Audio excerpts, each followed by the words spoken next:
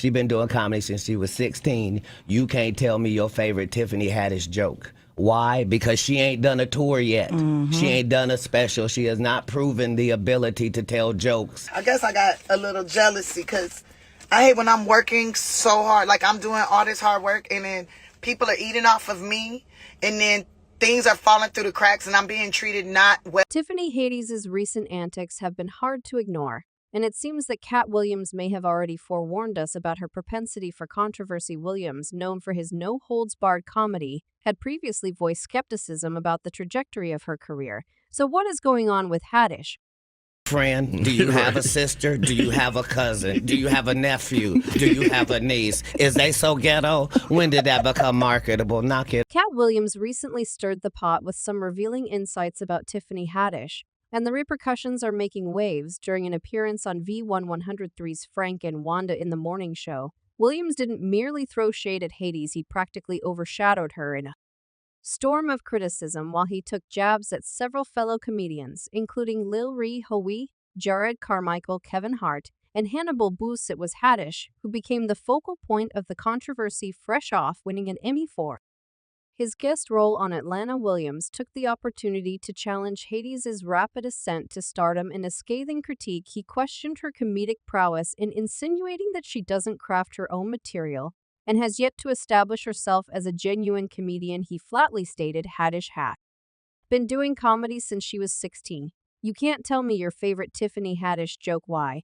Because she ain't done a tour yet. She ain't done a special. She has not proven the ability to tell jokes back to back for an hour. Ouch. Williams didn't mince words, and it seems his prophecy of skepticism about Haddish's comedy career might be haunting her now. He continued to add, they all ready to down Monique and up somebody who has showed them Girls Trip. Did you think she wrote Girls Trip, goopball? Or do you think that was already a script and they handed it to her?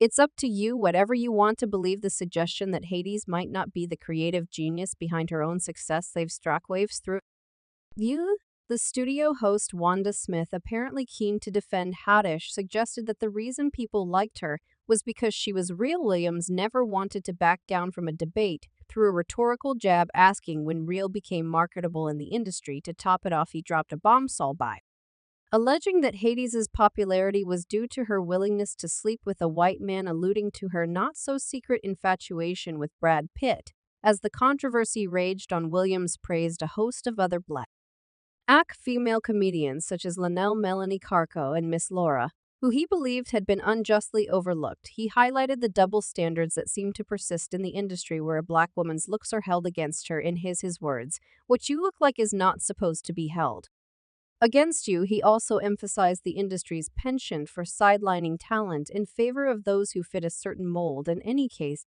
Tiffany Haddish has recently been acting out, and many people are questioning if she is still in control of her actions. For starters, Tiffany Haddish was arrested early Friday morning on suspicion of driving under the influence, according to the Beverly Hills Police Department. Police were called at 5:45 a.m. on Friday morning, and she was taken into custody shortly after Haddish had reportedly performed at the Laugh Factory in West Hollywood on Thursday night for the comedy club's 43rd annual free Thanksgiving feast for the community. What's interesting is that earlier in the day she was in jail after getting taken in and booked earlier that same morning. When asked by an audience member at the Laugh Factory, Haddish said her prayers for a man in uniform were certainly answered, something the crowd ate up.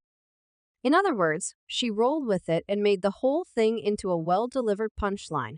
But if it seems like she came up with that man in uniform line pretty quickly, that's because she deployed the same line shortly after her 2022 Georgia DUI when she was a guest on the Tonight Show. I can say this, Jimmy, I've been praying to God to send me a new man, a good man, said Haddish. And God went ahead and sent me four in a uniform. I wasn't expecting it. I got a really great lawyer, and we're going to work it out. And I've got to get my asking of things to God a little better, Haddish added. At the time anyway. The Girls Trip star later told ET that she had spent a long Thanksgiving day that started with feeding underprivileged people at the Laugh Factory. Haddish delivered a special holiday set at the venue's 43rd annual free feast for locals of her arrest. Haddish told ET that her Tesla parked itself when she dozed off but was blocking a portion of the street. I'm going to get some help so I can learn ball Once and boundaries, she noted Haddish also said that she's in good spirits following the arrest and complimented the Beverly Hills Police Department for their professionalism and how they handled the situation. Police confirmed to E! That the 43-year-old comedian was cited by police officers on Friday, November 24th. Witnesses allegedly observed Haddish's car stopped in the middle of Beverly Drive with her appearing to be asleep at the wheel. In any case, driving under the influence is not the only thing that Tiffany has been doing in her car while driving. Tiffany recently took to Instagram to candidly share her feelings about the current dynamics within her team and circle. In a heartfelt monologue that lasted nearly 22 minutes, she laid bare her frustrations and concerns, offering viewers a glimpse into the challenges she faces as a public figure and entertainer. The video began with Haddish addressing a common misconception about her, the perception that she is an endlessly nice and sweet person. Clearly angry, she expressed her weariness at being pigeonholed into this image. Don't ask me to do. Oh, she's a nice person. Tiffany's so nice and so sweet. That nice. That nice. I'm tired of being fucking nice to you, raggedy. One of the central themes of Haddish's monologue was her discontent with those close to her taking advantage of her generosity, and in her words, being lazy. Her frustration was palpable as she implored people not to expect her to work for free, especially if she had compensated them in the past. The comedian's impassioned plea extended to the unreasonable demands placed on her. She recounted instances where she was asked to travel extensively, leaving her home state for another, without direct flights on.